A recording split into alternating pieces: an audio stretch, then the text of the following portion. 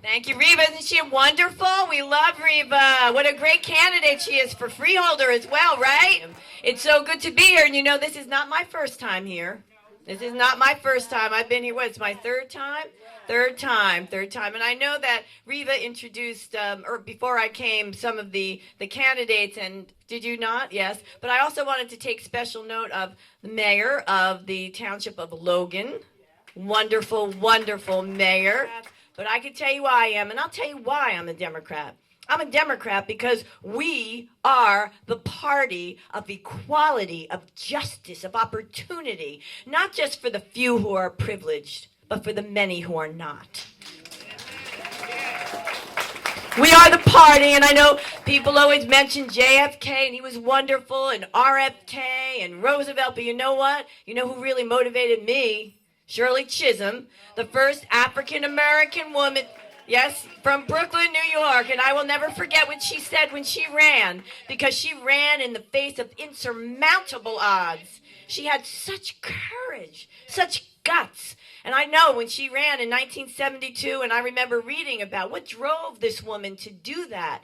And I remember in her writing, she said that she ran in the face of insurmountable odds for the sheer refusal to accept the status quo.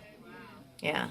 And that is what drives me. And Barbara Jordan, the voice of God. I was a child of the Vietnam War, of the Watergate era. Do you remember when she gave that impassioned speech in front of the House Judiciary Committee for the impeachment of Richard Nixon? And I remember back then I never really even thought about politics, because I was in college. I was a political science major, but I was struggling. My people ask me why I'm running for governor.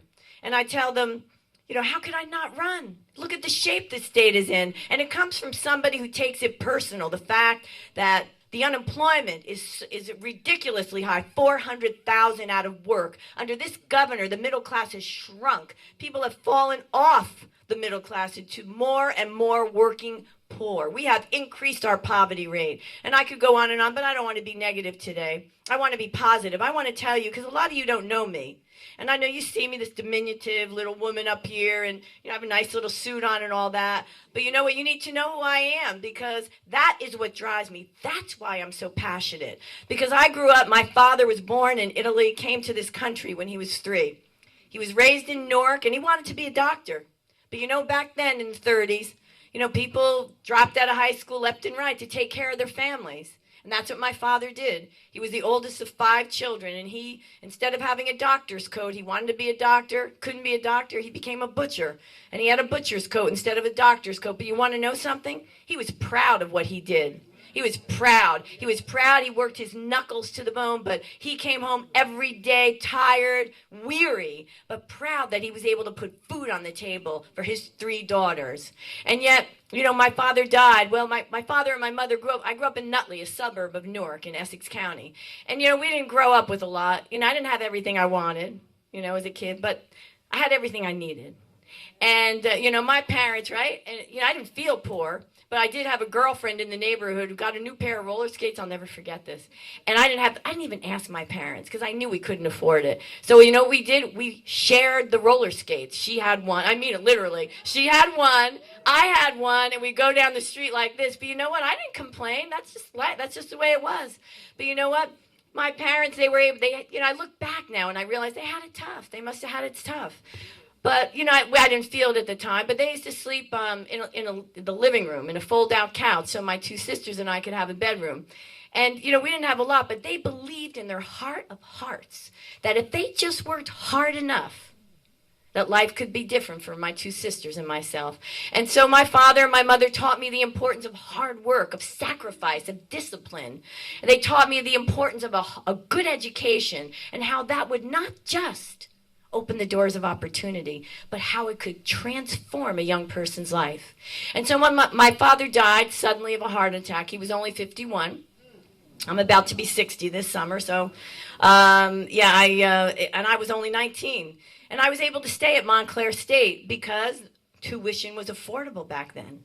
And there were loans and tuition assistance and my father's veterans benefits and my father's Social Security death benefits. You know, that's a social safety net. So don't tell me the social safety net drags people down. It lifts people up. It lifts people to be able to achieve their own version of the American dream. And so when I graduated Montclair State, it was in 1975, and I know there's some people that remember that year was another recession. And there were gas lines. Remember the gas shortage? I'd get online before dawn, and I'd wait on that line for gas. And I couldn't get a job when I graduated. Couldn't get a job. Had a fire in the basement of my apartment building, and so I lost what little I had. And so I was on food stamps for a while. And, you know, I made this call that in my wildest dreams I never thought I would make. And that was a call to the welfare office in Newark. And I remember it as if it was yesterday, going up those stairs to that burnt out part. You know, when there's a fire, you still smell that smoke, even after it's all said and done. Picked up that phone off the wall and called the welfare office, and I'll never forget the woman, just as if it were yesterday. She said to me, "Are you sure you have no other source of income?" And I was young. I was only 22, but you know what? You know, it resonated with me. I said, you know, how inappropriate for this woman to say this to a 22-year-old. But anyway, and I said, "Lady, I'm trying to forget about it." I made a joke of it, but I got lucky. I was scared, but I got lucky because I never kept that appointment. Because my grandmother and my aunt took me to live with them in Newark on Parker Street. And because I lived with them, I was able to cobble together some part-time jobs. I was a night reporter for the Star-Ledger. I worked in a library. I had all these jobs. And I was able to go to Rutgers Law School. Think about that. Rutgers Law School the next year because of a National Defense Student Loan that I didn't have to pay off until a year after I graduated. Nothing during law school, the 3 years of law school, nothing the year I graduated so I could get back on my feet. And then I paid it back at 3% interest. Okay? And, you know, I had another loan for, you know, you couldn't really work the first year of law school because it was an intense program. And I got a loan from the Howard Savings Banks. It was no longer in existence. And I didn't even have the $500 to put in there to qualify for the loan. So I borrowed it from my girlfriend, and I promised her I'd pay her back when I got the loan, and I did. But that's how I did it. And it was affordable back then, and there were jobs to pay off those loans when I graduated. I became a public defender. You know, I wanted to be a social justice lawyer since I was in 8th grade, and I was able to get a job as a public defender and pay off those loans. But today I have kids coming into my Senate office with law degrees applying for entry-level clerical position in tears. And so, the hope and the opportunity that I grew up with, it just isn't there anymore with this unemployment rate, the highest it is, in 30 years. I got to tell you that, I am under no illusion that if I grew up today under the circumstances I was born in, that I would not be standing here before you. I wouldn't be a lawyer, would never run for the Assembly, would never run for the Senate, and I wouldn't be standing here before you because, I didn't really ever expect anything from anyone. But I knew that in New Jersey, I grew up in a state that wanted to see a kid like me succeed. And so when people ask me why I am running against this governor, I tell them I'm not running against anyone. I tell them I'm running for New Jersey. I tell them I'm running for all the people who are unemployed or underemployed. And this unemployment rate, it's the highest in the region, and it doesn't even capture 37,000 or more, a little more than 37,000, that have actually stopped looking for work. They've dropped out of the workforce. They've given up. They're not even included in that unemployment rate. And I say I'm running for all of the people who are unemployed or underemployed, who, we have a governor who has vetoed a minimum wage increase tied to a cost of living.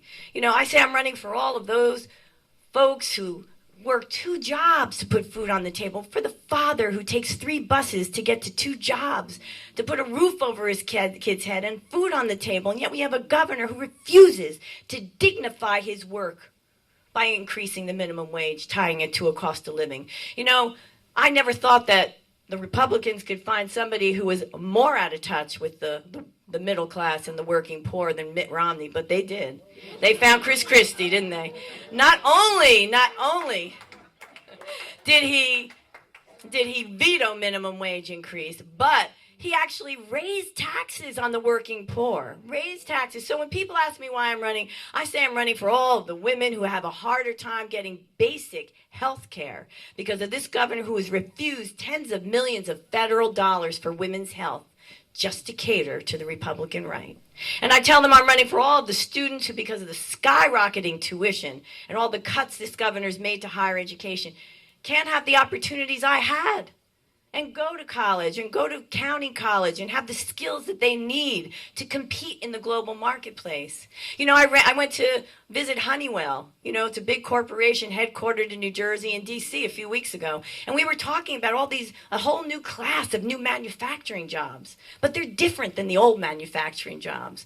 They are highly skilled. So I don't know about you. I got 6 kids. And I think they're all grown. But I wouldn't be doing this if they weren't. And let me tell you something.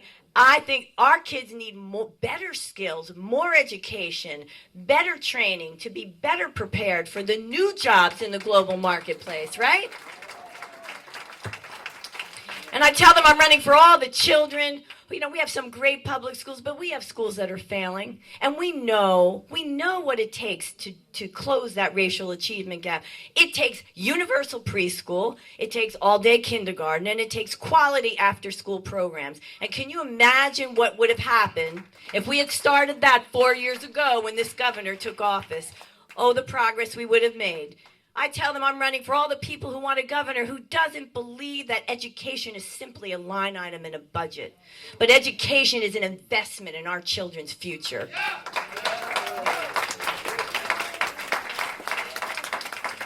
So I tell them I'm running for all the people up and down the state because of who they are, how much they earn, or where they live, have been told by this governor for 3.5 years that they don't belong, or that it's not their turn, or to wait, it's not your time. Well, I'm here to tell you, one and all, that it is our turn. This is our time.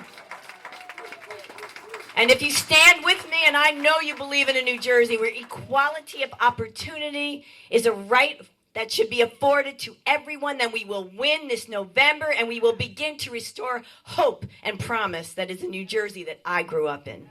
Thank you.